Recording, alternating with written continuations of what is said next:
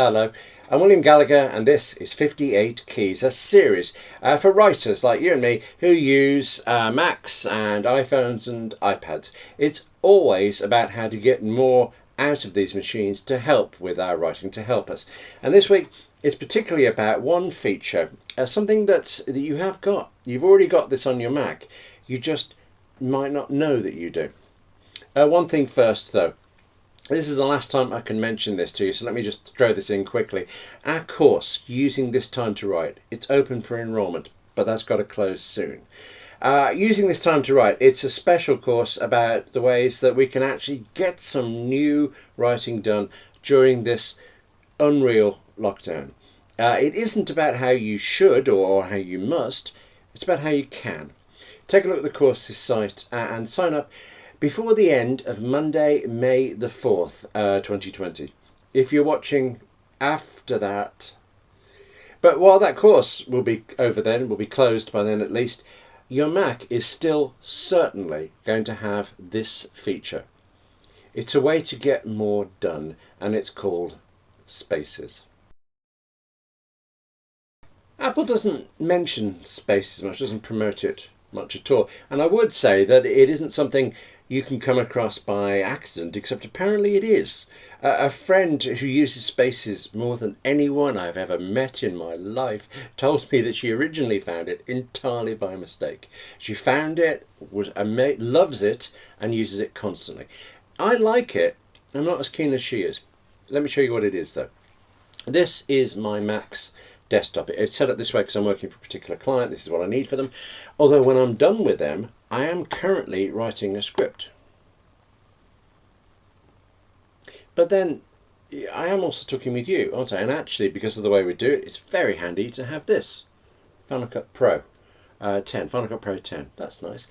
Each of these, it's like having a separate desktop on your Mac. It's a normal desktop. There are the folders I've got on it. You can change the background to whatever you want. This is what I like on mine. I like that one a lot. And you can just open apps, carry on, do whatever you want. You start off with your Mac looking like it always does, and you can open up an app, you can open up documents, and can't really show you any of those. Sorry, but you can just open a document and arrange them the way you normally would on your desktop. It's just then you can have another one over here, and you can swap between them as quickly as that. And then you can just move very quickly between things. You've seen the swiping, but I'll go to this one. I can go straight to it. Back to my script. The thing with this is that yes, it's very quick, but also not only am I quick to move out of things, it's quick to move back, isn't it? So I actually find that I am mentally in a different space, if you like, pun not intended, when I swap to the script, and then something comes in from the client and I need to go back to them. I'm back in that worky kind of mode.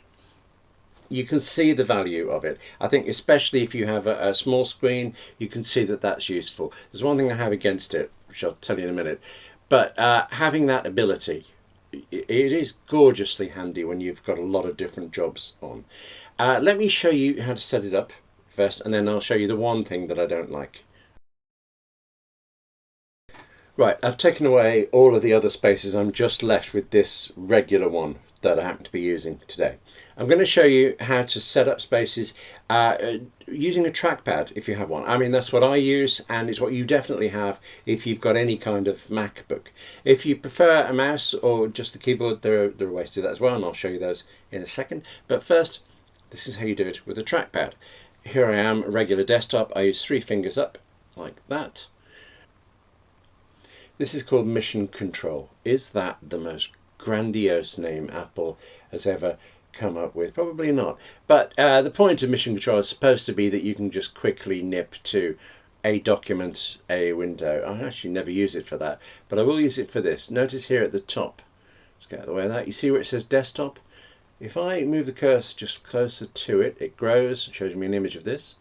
But now also, if I move the cursor over here to this plus sign, as I get to it, it grows. Tap on that. Now I have another desktop. And I can open a different app Okay, so now there it is, one desktop with one app and one window open, and I can swap back to all of these as I need. There's nothing different in this second desktop. It's just like this is your desktop, and it happens to be that there's another one somewhere else. You open up apps, you open up windows, you drag them around, you do whatever you need to do with them. I'm going to leave that open so we can see the differences I swipe between things. I've set up 2 spaces here. You can have up to 16.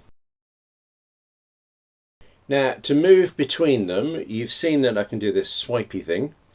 This is how technical I get, but you can also repeat that 3-finger up gesture, and now you see you get desktop 1 and desktop 2, and again you move over it and you see. You can do that and then go back as you need.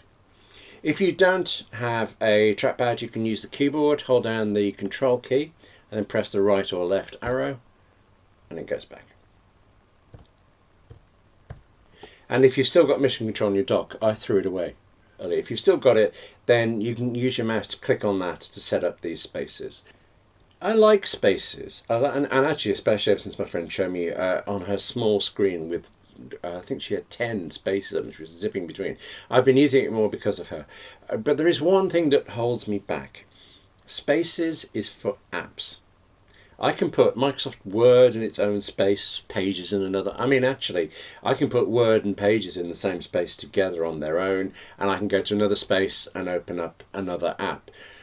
But each app goes in one space. I can't have one space that has Pages with my documents for that client I'm writing, and another space that has Pages with the novel that I'm writing, for example, or another with Pages and a non-fiction project. It's not documents per space, it's apps. Now you can open up any app and then any document, and then you can manually drag it to each of those spaces here. So you can arrange these across all your spaces, and that's quite handy. Except I find it confusing because here I am in my second space or whatever space it is. I've got an OmniOutliner document open, but here's OmniOutliner in the dock. Let's say I tap on that because I want to go in to create another one, or I've just been in another app and I come back to this, bam, I'm back to whichever space OmniOutliner happens to be assigned to. That is actually enough to stop me using spaces a huge amount. It's just a bit of a pain rearranging all the documents and setting up things and moving them around to where I want them. I mean, once you've done it, I suppose as long as you never switch your Mac off, it's all there, fine. And how often do you switch your Mac off? So it's a really spectacularly useful thing. I would like it to be just a tiny bit more useful. If you've got a small monitor, for example, this is definitely a thing to look for. Spaces on the Mac. That's it for 58 keys this time. Thank you for watching. Do remember to do that YouTube thing of subscribing. That does help me. And do take care. I'll see you soon.